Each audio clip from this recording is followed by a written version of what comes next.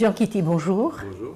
Bienvenue dans notre émission Rencontre et merci de nous recevoir chez vous pour la réaliser. Alors, Jean Kitty, si c'est possible de vous définir, car vous êtes un homme multiple, on dit de vous artiste humaniste, multidisciplinaire et atypique. L'expression artistique n'a pas de limite pour vous. Je cite quelques-unes de vos réalisations: peinture, sculpture, lithographie, mobilier, bijoux, décoration, matériaux et techniques diverses. Rien ne vous résiste. Alors, votre vie, elle est riche en événements et en créations dans tous les domaines. Et il faudrait des heures et pas une seule émission pour pouvoir les décrire toutes. Mais si vous voulez bien, on va s'arrêter quelques dates, quelques événements importants dans votre vie. Et pour commencer, Jean, je voudrais bien vous demander, Jean Kitty, votre nom d'artiste, pourquoi ce choix? Ouh là là, vous commencez très bien et très fort. En fait, mon nom d'artiste est en tant qu'artiste multidisciplinaire, puisque je touche à tout, eh bien, le fait d'avoir trouvé mon nom est exactement dans le même parcours que j'ai vécu en tant qu'artiste. Un jour, je me suis levé, je crois que je devais avoir dans les 26-27 ans, ayant fait quelques affaires très fructueuses en Espagne avec de l'import-export, l'argent ayant fondu comme neige au soleil, comme on dit, je dis qu'est-ce que je vais faire? Qu'est-ce que je pourrais faire qui me complaît, qui me convient, qui couche pas très cher à réaliser et que je pourrais vendre très cher si je perce dans ce domaine. Et fatalement, l'art m'est venu à l'esprit puisque c'était un peu la mode partout à l'époque. Et je dis, ben voilà, je vais lancer un artiste. Et après réflexion très courte, je me suis dit, ben autant que je sois l'artiste moi-même. Voilà, j'ai toujours été fort en dessin, etc. Donc j'ai dit, ben voilà, je me fais artiste. Et cette décision s'est faite en quelques minutes. Et il y avait dans la cuisine où j'habitais à l'époque, en Belgique, il y avait des éponges à récurer les casseroles qui s'appelaient Kitty. Ah, je trouvais ça marrant parce que Kitty c'était court et facile à retenir. Et donc mon nom, si vous voulez, d'artiste de famille vient d'éponge à récurer les casseroles. C'est une belle anecdote. Et à l'époque, mon ami Juan Regas, qui était mon avocat en Espagne, où j'avais mes industries, j'aimais bien le nom Juan. Et je dis voilà, puis c'était un peu la mode de Picasso, des noms courts, etc. Juan Kitty, ben ça allait. Et après, donc, j'ai inventé Juan Kitty, le nom, puis je me suis dit, qu'est-ce que je vais faire? Alors j'étais dans la librairie du coin, j'ai regardé tout l'art moderne, j'ai dit ça, mais ça tout le monde sait faire. Et je l'ai fait. Parce qu'il ne suffit pas de dire tout le monde sait le faire, il faut le faire. Et je l'ai fait, puis voilà comment j'ai commencé, et d'où vient mon nom d'origine. Et vous avez raison, je vais dire dorénavant Juan Kitty, c'est beaucoup plus typique. C'est espagnol, c'est pas Juan, c'est Juan. Juan, avec le R, le Ro. De Juan. Et justement, vous venez de citer l'Espagne, et vous avez vécu, si j'ai bien lu, aux États-Unis, en Espagne, justement en Suisse, en Italie, en France. Oui. Et vous vous décidez à un moment donné de vous installer en Belgique et à Bruxelles. Est-ce que c'est parce que c'est votre pays d'origine? Pourquoi ce choix? Ou très compliqué encore une fois, d'ailleurs comme toute ma vie est compliquée. Moi je suis un enfant d'une famille de commerçants d'après-guerre. Donc je n'ai pas eu la chance de connaître régulièrement mes parents. J'ai été mis de pensionnat en Suisse, d'où la raison je dis je suis resté plus d'1 an et demi dans une espèce d'orphelinat. Mes parents, mon père était bourgmestre du village belge durant l'exposition 64, donc j'étais aux États-Unis et j'ai dû me débrouiller dans un autre orphelinat. Puis j'étais au Canada, puis j'étais en Angleterre. Et à 13-14 ans, j'ai quitté le domicile parental et je me suis débrouillé tout seul. Donc c'est pour moi une expérience de vie inimaginable, mais je me suis retrouvé dans la rue à 14 ans et je me suis débrouillé ainsi. Alors j'ai eu une chance, bon, j'ai eu une petite délinquance de jeunesse parce que c'est pas facile d'être dans la rue. Et j'ai eu, par le fait d'être dans la rue et d'apprendre ce que c'est la vie, j'ai réussi très vite, à 18-19 ans, j'étais adopté par un prince.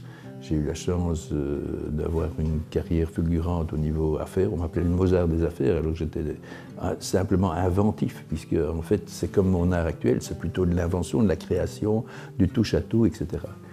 Et je me suis mis et resté en Belgique pour la femme que j'avais rencontrée à l'époque, qui m'a donné ma masterpiece, qui est ma pièce principale, qui est ma fille.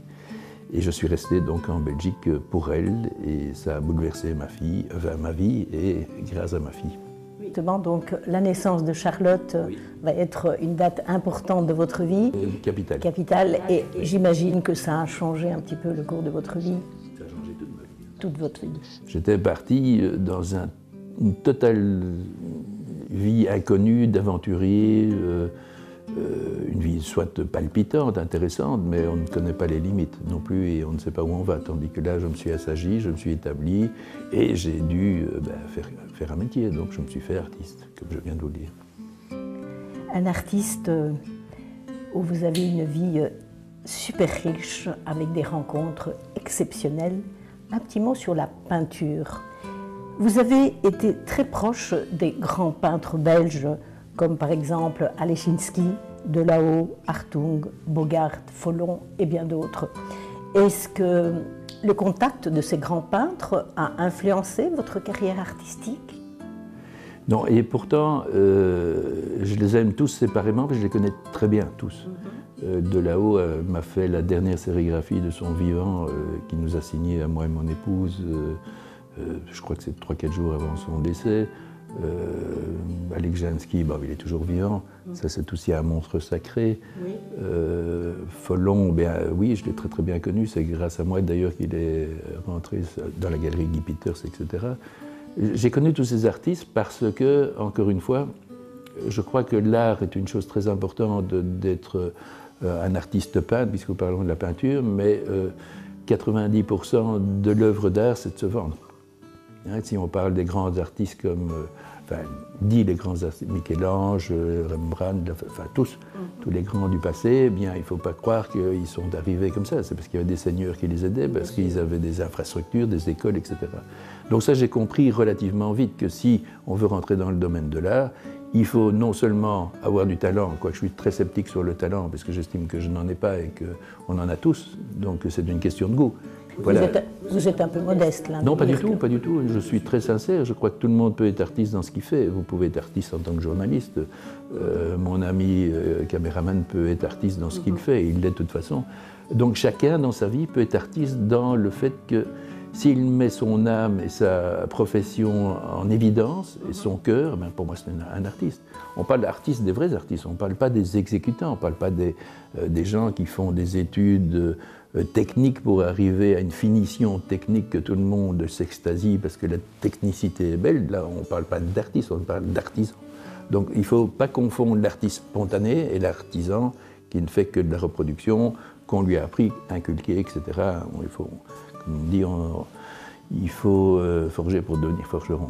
Voilà. Oui, et donc, comme vous dites, chacun dans son domaine peut être artiste dans ce qu'il y a de plus profond en lui-même. Et donc le sens large de l'art, c'est un peu ça quoi, que vous venez de dire. Alors, vous organisez toute une série de galas que vous appelez Art Gala pour soutenir des œuvres humanitaires, comme par exemple Médecins sans frontières, Village Reine Fabiola, AMAD, qui est une association mondiale aide aux enfants.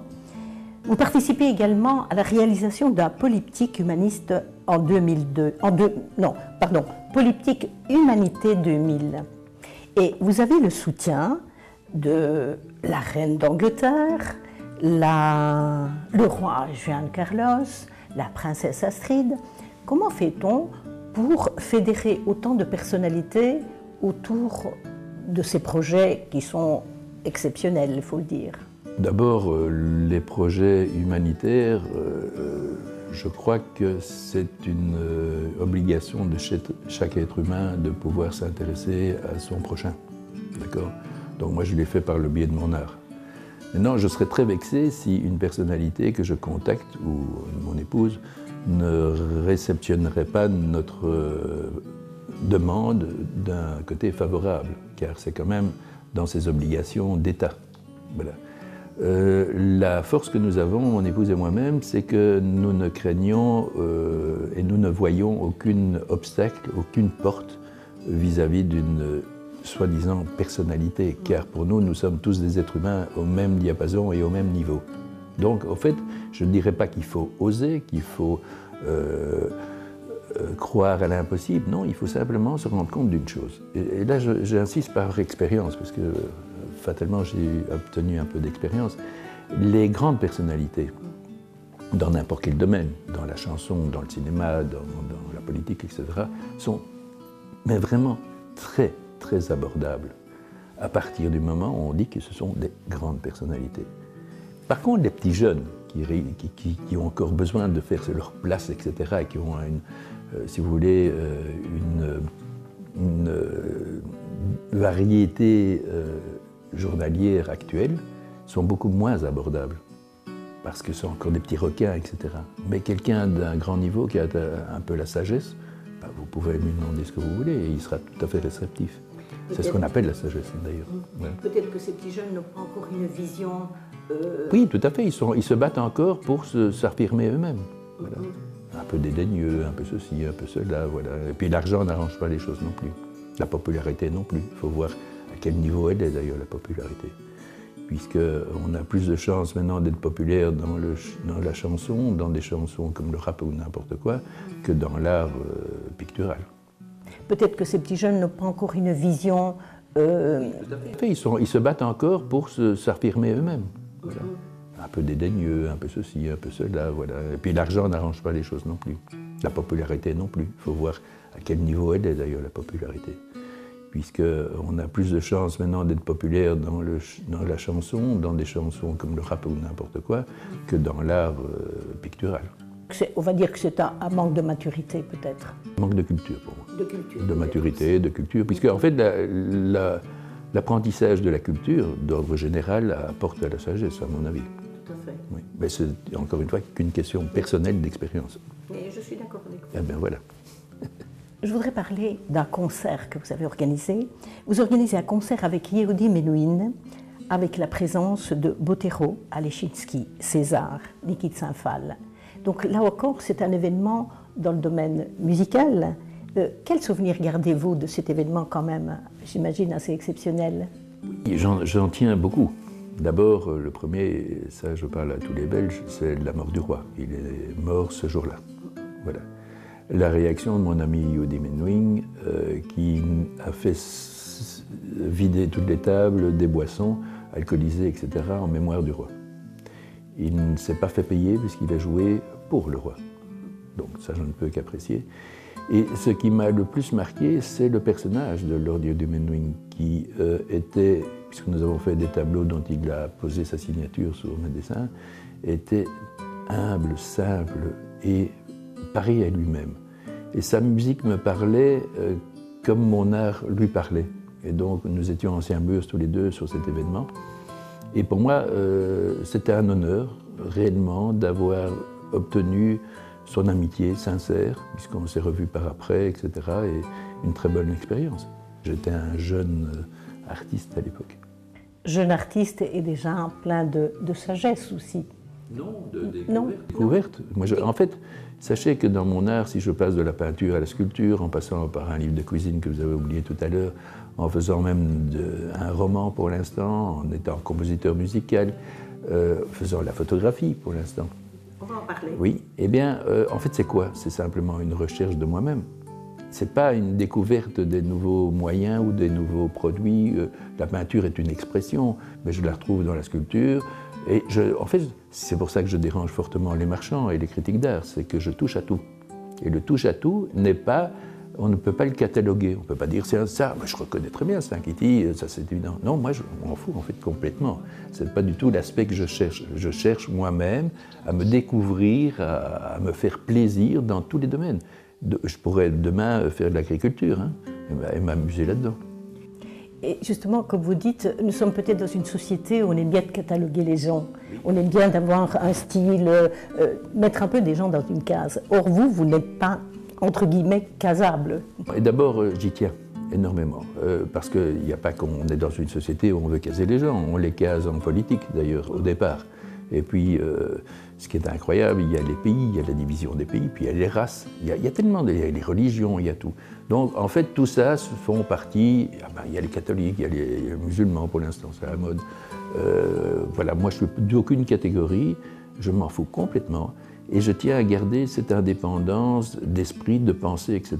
Mais je sais, et je le conseille à personne, parce que je suis hors norme et à la limite des gens qu'on peut dire, ben voilà, celui-là c'est simple, c'est un artiste, il a ceci, il a cela, etc. Non, moi je suis volage, je déménage tous les 3 ans, j'ai besoin de vivre ma vie, de rencontrer des gens extraordinaires, de lier des liens d'amitié profonds, ça j'y tiens toujours. Et puis, un de mes défauts énormes, c'est que je veux que tout le monde m'aime, ce qui est impossible. Ouais. Un défaut qui est une qualité. Non, c'est vous qui le dites. Je suis énormément jalousé, etc. Et je n'arrive pas à comprendre pourquoi. Parce que vous êtes multiple et parce que vous n'avez peur de personne et parce que votre art, c'est quelque chose qui vous guide dans tous les domaines, j'imagine. Parce que je n'ai pas que l'art de la peinture, la sculpture, etc. J'ai l'art de vivre aussi, puis l'art de penser. Et puis voilà, cette vie qui est la mienne en fait. Je voudrais aborder un autre domaine. Vous excellez dans la création des bijoux et notamment cette fameuse montre Kitty Korum. Dites-nous un petit peu, décrivez-nous un petit peu cette montre Kitty Korum. J'insiste sur le fait que je n'excelle dans aucun domaine, d'accord? C'est vous qui le dites. C'est-à-dire qu'il y a toujours dans n'importe quel domaine, dans n'importe quelle situation, toujours quelque chose de mieux au-dessus. Voilà. Donc moi, encore une fois, je reviens sur le fait que j'essaye de chipoter, de découvrir. J'ai fait une montre Corum comme j'aurais pu faire avec Rolex, comme j'ai fait avec Louis Chevrolet, comme je pourrais faire avec Cartier, etc. La marque n'a aucune importance. Il s'avérait qu'à un certain moment, ça m'a amusé de faire des montres. Maintenant, j'ai essayé des lunettes aussi, je peux faire des chaussures de main. Voilà, c'est ça le plaisir de se sentir vivant, artiste et créatif. Mais vous mettez votre griffe. C'est ça aussi qui est important. Oui, mais quand même, je mets aussi du beurre dans les épinards, hein, voilà. Donc on est tout à fait d'accord. Il est un peu certain que la promotion fait aussi partie de l'art, parce que comme une émission de télévision que j'ai eue il y a quelques temps sur la RTB, c'est l'art de le faire, mais surtout l'art de le savoir faire. Voilà. Donc, et de le faire connaître. Juan Kitty, comme le dit l'adage, derrière tout homme se cache une femme, et comme le dit si bien Jean Ferrat dans sa chanson, la femme est l'avenir de l'homme. Alors, dans votre vie, il y a une femme qui s'appelle Louise et qui, me semble, joue un rôle important. Oui, j'ai 2 femmes dans ma vie, j'ai Louise et Charlotte, ma fille. Je suis ici en Belgique pour ma fille et grâce à ma femme. Voilà. Oui, évidemment, je ne suis pas un loup solitaire, j'ai besoin de femmes. Je suis un homme qui reconnaît qu'on ne sait pas vivre sans femme, et dans mon cas, c'est Louise. Et Charlotte, ma fille, ma masterpiece, comme je disais tout à l'heure. Les 2 trésors de votre vie, Louise, comme vous avez dit, a déterminé votre implantation ici à Bruxelles. Et par le fait d'avoir, comme je vous ai expliqué, ma fille Charlotte. Et donc, Louise vous accompagne dans toutes vos créations, dans tout votre itinéraire artistique. Et alors, j'ai envie de citer, parce que vous avez abordé différents domaines artistiques et aussi la musique. Vous avez créé, composé en tout cas. Oui, j'ai composé plusieurs morceaux, dont un morceau que j'ai dédié à Louise, qui s'appelle « Lettre à Louise », qui est plutôt du style Mozart, enfin dans le cas de la composition. Avec association peut-être du nom, Louise, avec Mozart? Bien entendu, oui, c'était « Lettre à Élise », ce qui me faisait penser « Lettre à Louise », c'était un clin d'œil. Voilà, et donc Louise est là, dans votre esprit, dans votre musique, dans votre peinture et dans votre vie en général. Elle est présente. Elle est présente. Voilà. En préparant cette émission, Juan Kitty, je découvre une anecdote qui m'a un petit peu interpellée. Une commande du Premier ministre Jean-Luc Dehaene pour compléter sa collection de coq au vin avec un Petrus 47, si je me trompe. Petrus 47, non. L'histoire, c'est que quand j'ai rencontré M. Dehaene, on m'avait demandé de lui faire un coq au vin. Non, de lui faire un coq, puisqu'il collectionnait les coqs. Oui, un grand collectionneur. Mais comme on me l'a demandé la veille où je vais le voir, je dis qu'est-ce que je vais faire comme coq, j'ai pas le temps. D'où m'est venue l'idée de faire un coq au vin. Parce que j'avais une bouteille de vin, j'avais une plume, et donc j'ai fait avec le vin ce coq. Et 2-3 jours après, le ministère m'a téléphoné pour savoir, M. Dehaene voulait savoir avec quel vin je l'avais fait. Voilà. J'étais très étonné de la question. Donc j'ai dit avec un Petrus 47, bien entendu. Mais ce n'était pas le cas, bien entendu. Ah oui, d'accord. Oui, peut-être aussi parce qu'un Petrus 47, c'est aussi un mythe aussi, non? Tout à fait, tout à fait. Oui, oui, évidemment, j'aurais pu dire un pomme-roll, j'aurais pu dire ceci. Bon, enfin, c'est assez étonnant que je fais généreusement un don d'une œuvre d'un coq et qu'on me demande avec quel vin je l'ai réalisé. Oui. Voilà. Alors, un autre domaine artistique, le 7e art. Vous y intéressez aussi. Et vous coproduisez, et peut-être acteur aussi, je ne sais plus, un film. Vous l'avez fait aussi. Dites-nous un peu cette expérience artistique dans le 7e art. Ben, dans le 7e art, c'est quelque chose qui m'aurait plu. D'accord, mais d'un autre côté, je me rends compte que pour jouer spontanément des émotions, etc., il faut quand même un peu travailler le personnage. Et moi, je l'ai fait vraiment spontanément, sur une demande et improvisé.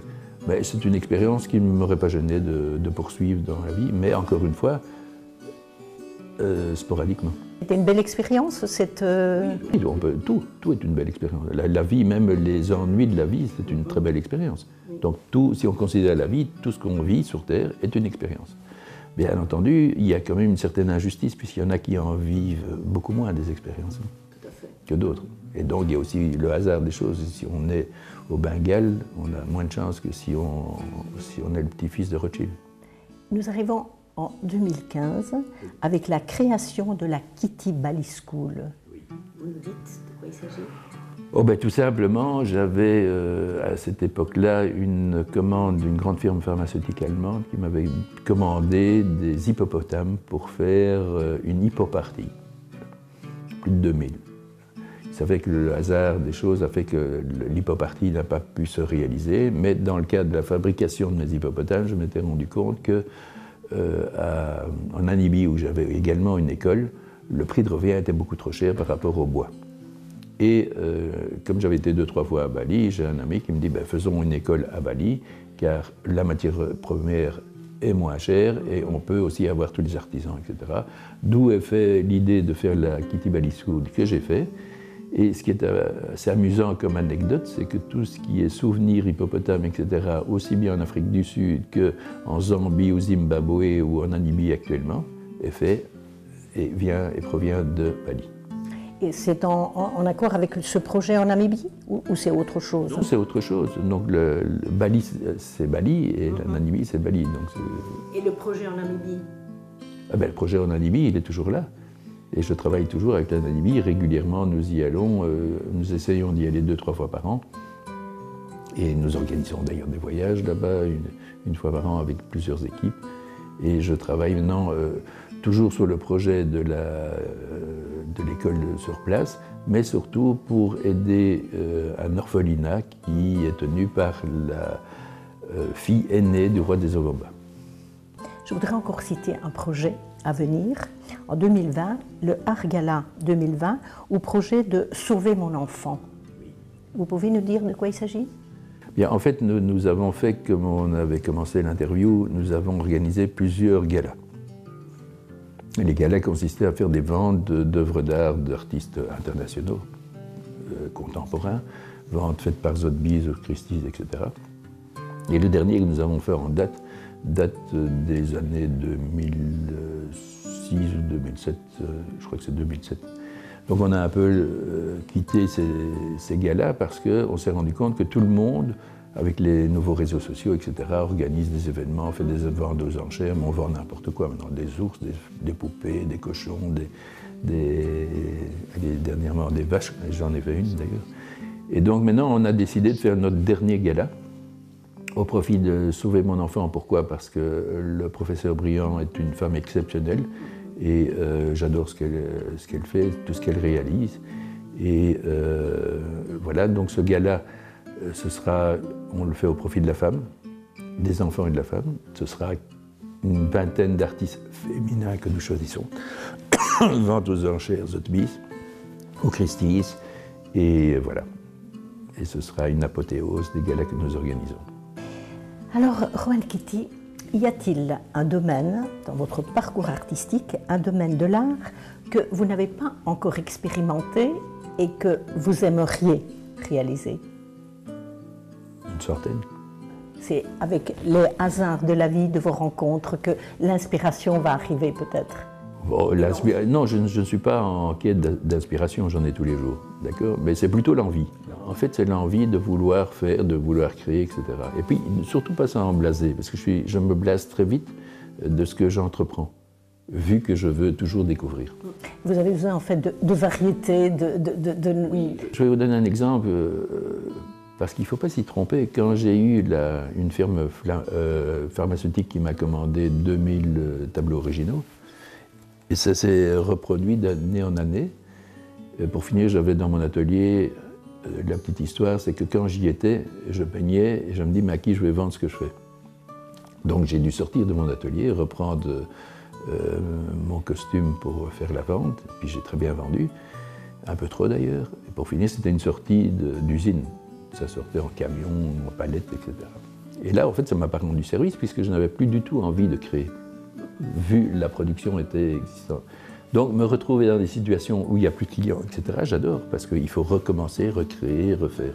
Vous êtes de challenge. Oui, toujours, dans ma vie, était un challenge. Et s'il n'y a plus de challenge, c'est pas gai, hein. Alors on prend la pension. Et vous êtes encore très loin de la pension. Oui, j'espère bien. Je vous le souhaite.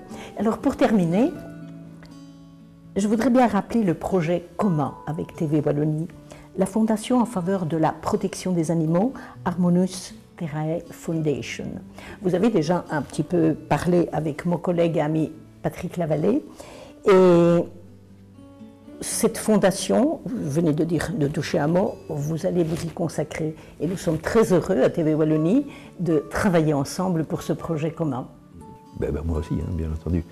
Bien entendu, le combat ne va pas être très facile. Depuis que j'ai fait le lancement de mes idées de protection des animaux, il faut bien se dire que les gens qui sont encore sur le commerce, le marché, défendre les animaux, ce n'est pas la bonne cause.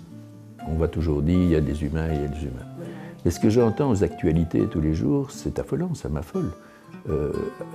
Du point de vue de la disparition de toutes les espèces animales. Mais en fait, nous devons vivre en harmonie avec les animaux. Ça fait partie de notre planète. Moi, dès que je suis né, je voulais être vétérinaire. Je suis en admiration de tous ces aventuriers du début du siècle. J'ai envie d'être un aventurier moi-même. Enfin, c'est plus possible, on ne peut plus rien découvrir sur notre planète. Donc j'aimais les animaux, j'aimais la jungle, j'aime tout ça. Et tout ça part en fumée. Donc si je peux faire quelque chose, excusez-moi, je le fais. Et je vais le faire à fond d'ailleurs. Et je demande d'ailleurs à tous mes amis artistes, puisqu'on va faire des expositions au profit de cette association, pour faire quoi? En fait, pas pour défendre, je dirais, la veuve ou l'orphelin, ou le chien et le chat. En fait, ce que je veux, c'est créer des bureaux d'avocats internationaux pour attaquer des gouvernements, pour dénoncer des actes, etc., mais à un niveau international. Cette fondation commune, justement, Harmonius Terrae Foundation, nous allons vivre cette aventure ensemble, et à TV Wallonie, nous en sommes très heureux. Mais ça méritera le sujet d'une autre émission. J'espère bien. Voilà. Eh bien, merci beaucoup, Juan Kitty. C'était un bonheur, un plaisir de vous rencontrer. Merci. Merci à vous.